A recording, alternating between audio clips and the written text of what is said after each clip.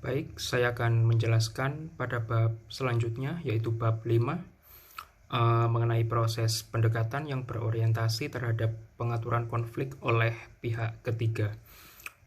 Di sini terdapat dua jenis mediasi, yaitu mediasi berbasis pada kekuatan dan mediasi sebagai win-win solution. Yang pertama, mediasi berbasis kekuatan. Jadi menurut penelitian Jacob Berkovich, yaitu seorang peneliti mediasi asal Selandia Baru, menyatakan bahwa faktor yang menentukan keberhasilan mediasi bukanlah netralitas dari pihak ketiga, dan adanya fakta bahwa hal tersebut membatasi dirinya untuk meningkatkan komunikasi, melainkan intensitas komitmennya, legitimasinya, dan kedekatan budaya politiknya dengan pihak yang bersengketa. Dalam perdebatan mengenai efektivitas berbagai pendekatan untuk intervensi pihak ketiga, temuan kelompok riset Jacob Berkovich memainkan peran penting dalam memperkuat gagasan akan keunggulan suatu pendekatan menuju mediasi yang didasarkan pada kekuasaan atau kekuatan dan kontestasi politik. Menurut Jacob Berkovich, konflik etnopolitik sangat ditandai oleh sifat-sifat yang sangat sulit, dan dalam keadaan tertentu terdapat kemungkinan untuk menahan konflik-konflik tersebut dengan menggunakan instrumen kekuasaan, yang mana hal ini masih tidak cukup untuk mencapai penyelesaian damai dalam jangka waktu yang panjang. Lalu mediasi sebagai win-win solution.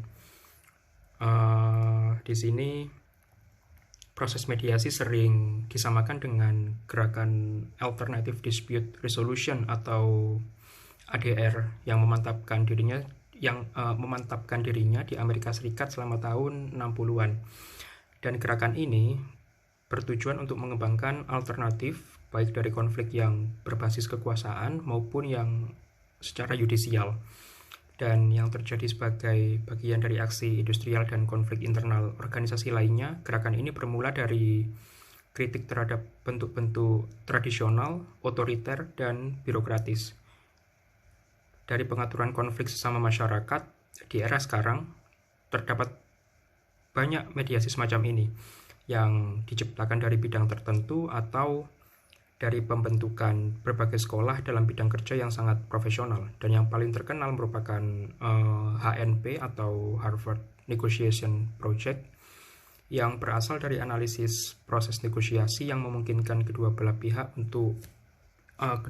yang bersengketa untuk menang. Jadi kenapa dinamakan sebagai mediasi sebagai win-win solution. Selain itu, pada pembahasan di bab 5 juga terdapat pembahasan resolusi konflik interaktif. Jadi aspek-aspek praktis dari pendekatan resolusi konflik interaktif di sini dapat dirangkum menjadi 5 bagian. Yaitu yang pertama, rangkaian lokakarya dengan perwakilan yang memiliki pengaruh dari pihak-pihak yang berkonflik. Lalu yang kedua, pihak ketiga sebagai fasilitator dan peneliti. Yang ketiga, keterampilan komunikasi, pemetaan konflik, dan adanya kebutuhan dasar. Lalu yang keempat, analisis konflik serta redefinisi hubungan. Dan yang kelima, penyelesaian konflik yang saling mengakui terhadap kebutuhan dasar dan sebagai pembina kreativitas dan sebagai pemindahan.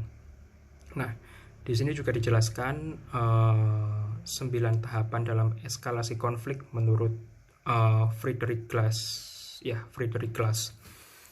Yang pertama merupakan hardening, lalu yang kedua adalah debate, yang ketiga merupakan actions, yang keempat merupakan image atau coalitions, yang kelima merupakan loss of face, yang keenam merupakan threatening strategies, lalu yang ketujuh merupakan limited destructive attacks, yang ke-8 merupakan fragmentation, dan yang ke-9 yang terakhir merupakan together into disaster. Baik, sekian dari saya. Terima kasih. Wassalamualaikum warahmatullahi wabarakatuh.